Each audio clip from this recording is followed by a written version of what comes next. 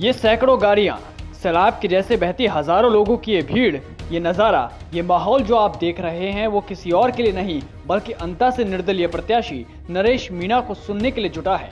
मीणा को जनता से इतना प्यार मिल रहा है, उसकी मिसाल तो इन तस्वीरों में साफ दिख रही है, जहां नरेश मीणा को जनता अपने रक्त यानी कि खून से तौलती नजर आ रही है। अंता उपचुनाव जो कुछ दिनों पहले केवल आम चुनाव जैसा लग रहा था, वो मानो अब हॉट सीट में तब्दील हो चुका है। जैसे जैसे चुनाव की तारीख नजदीक आ रही है, मुकाबला और भी ज्यादा रोमांचक होता जा रहा है। कांग्रेस से प्रमोद जैन भाया, बीजेपी से मोरपाल सुमन भी अपने हुक्म के इक्के फेंकते नजर आए। सबसे पहले बात करें प्रमोद भाया की, तो उनकी ओर से गोविंद सिंह डोटासरा, फिर उसके बाद सचिन पायलट प्रचार करने के लिए मैदान में उतरे, जिस कारण प्रमोद भाया को दूसरों की वजह से ही सही लेकिन अंता की जनता का प्यार जरूर मिला। वहीं दूसरी ओर मोरपाल सुमन की ओर से एक साथ पूर्व सीएम वसुंधरा राजे और सीएम भजनलाल शर्मा ने मोर्चा संभाला, जहां बड़े लेवल पर रोड शो किया गया। इस दौरान मुख्यमंत्री भजनलाल शर्मा ने तो एक साथ अंता में होने वाले कामों की सूची बतौर सबूत कागजों में लिखी हुई पेश कर दी। इलाका से अंता से शीश वाली तरह तक 4 लेन सड़क, रेल ओवरब्रिज के सुदृढ़ीकरण का कार्य जल्दी शुरू हो रहा है। ये भी आप देख रहे हैं, ये भी इसके टेंडर हो गए। 15 करोड़ की लागत से मऊ से लालकोटी सड़क सुदृढ़ीकरण का कार्य 25% पूरा हो गया है।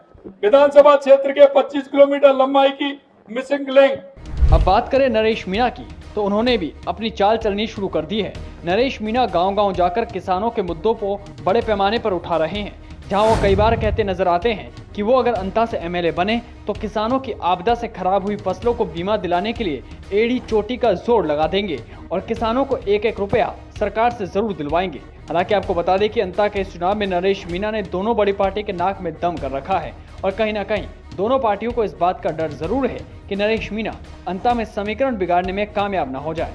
ऐसा इसलिए भी कहा जा रहा है क्योंकि अब नरेश मीणा को आरएलपी पार्टी और नागौर सांसद हनुमान बेनीवाल का साथ ऑफिशियली मिल चुका है। ये जानकारी खुद नरेश मीणा ने साझा करते हुए दी और बताया कि हनुमान बेनीवाल मुख्य स्पीकर के तौर पर हेलीकॉप्टर से अंता की जनता का संबोधन करने आएंगे। इसके अलावा हनुमान बेनीवाल ने भी सोशल मीडिया पर आरएलपी पार्टी की ओर से नरेश मीणा को समर्थन देते हुए लिखा, ये चुनाव सिर्फ एक व्यक्ति नहीं बल्कि अंता की अस्मिता और स्वाभिमान का चुनाव है। इसके अलावा नरेश ने पूर्व मंत्री राजेंद्र गुढ़ा, आम आदमी पार्टी के राज्यसभा सांसद संजय सिंह के साथ कई दिग्गजों के आने की जानकारी शेयर करते हुए अपना वर्चस्व बीजेपी और कांग्रेस प्रत्याशी को दिखाया है। खैर, यह तो आने वाले 14 तारीख को देखना होगा कि अंत में बाजी आखिरकार कौन मारने में कामयाब होगा। इसके अलावा नरेश मीणा ने क्या कुछ अपने प्रचार में कहा, आप भी सुनिए।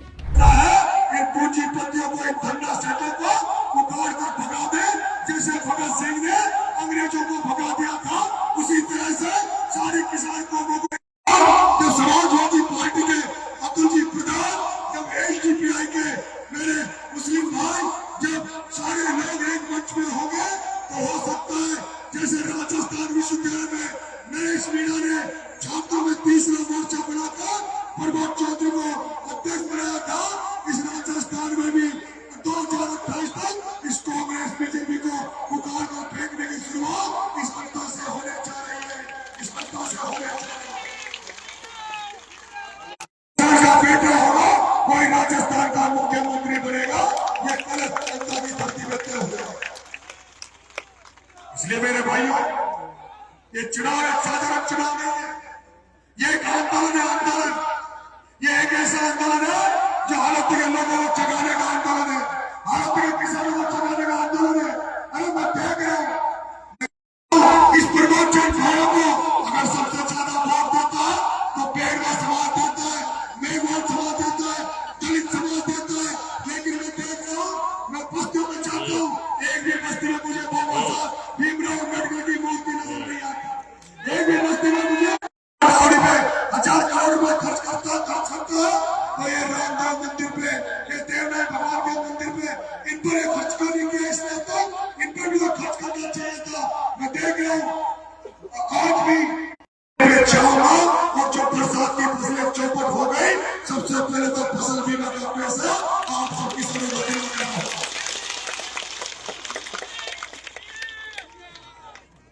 मेरे दिशा के भाइयों, मुझे भी यहाँ की समस्या लिख कर दी थी, मुझे भी यहाँ की समस्या लिख कर दी थी आपकी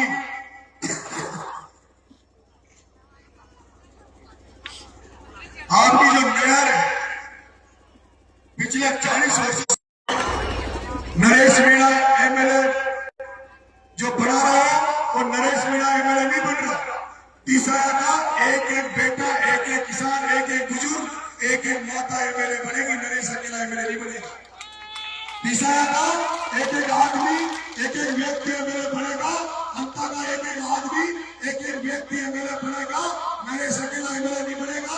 नरेश जिस दिन एमएलए बन जाएगा, जैसे आज सब लोगों के बीच में भाषण दे रहा है, उसके बाद गांव गांव में घूमूंगा, गांव गांव में मंदिर में जाऊंगा, किसी पटेल के घर नहीं जाऊंगा, किसी सरपंच प्रधान के दरवाजे नहीं जाऊंगा, जनता के बीच में बैठूंगा और जनता से पूछूंगा, बता मेरी दारू के ठेके खुले रहते हैं और 4 रास्ते ठेके हैं दारू के। उसके अलावा भी गली गली में छोटी छोटी दुकानें डाल रखी दारू की। मैं कह रहा हूँ जिस दिन आपका बेटा एमएलए बन जाएगा, दारू का ठेका 8 बजे के बाद नहीं खुलेगा। दारू का ठेका 8 बजे के बाद नहीं खुलेगा। आपके बेटे को आशीर्वाद दिया है और आशीर्वाद किस बात का दिया है? उन्होंने आशीर्वाद इस बात का दिया है कि जो हमारी कौम माताएं हैं, जो हमारी कौम माताएं हैं, जो सड़क पर घूमती रहती है और कई बार एक्सीडेंट हो जाता है, माता की रक्षा हो सके। अब मेरे भाइयों, आप सब लोगों को पीले चावल देने जा रहा हूँ, आपका निमंत्रण देने जा रहा हूँ। कल सारे लोग मामलों में पधारना, इन माता बहनों को भी लेके आना और मुझे आशीर्वाद देना। और 11 तारीख को 9 नंबर पर किसान और गन्ना में वोट देकर मुझे बनाना। बहुत बहुत धन्यवाद, बहुत बहुत राम। सभी बैठे रहे, सभी बैठे रहे, सभी बैठे रहे। भाई साहब सभी नीचे बैठे, आप सभी बैठे। एक सब लोग सुन लो, ये गाड़ियों पे कोई भी इंतजाम करना, ये मेरा फोटो नहीं होना चाहिए किसी भी गाड़ी में। ये लोग एक जिस भी गाड़ी में तुमने फोटो लगा रखे, ये मेरे चुनावी खर्चे में 3500-3700 रुपए एक दिन का जोड़ रहे गाड़ी में। तो मेरे जो कार्यकर्ता साथी लोग हैं, किसी भी गाड़ी में केवल भगत सिंह की फोटो लगाओ, केवल भगत सिंह की फोटो लगाओ। मेरी फोटो लगाने की जरूरत नहीं है। जहाँ भगत सिंह की फोटो लग रही है वो समझ लेंगे कि भगत सिंह की फोटो नरेश की फोटो है, भगत सिंह की फोटो मेरी फोटो है, इसलिए मेरी फोटो नहीं लगाए। बहुत बहुत धन्यवाद। राम राम।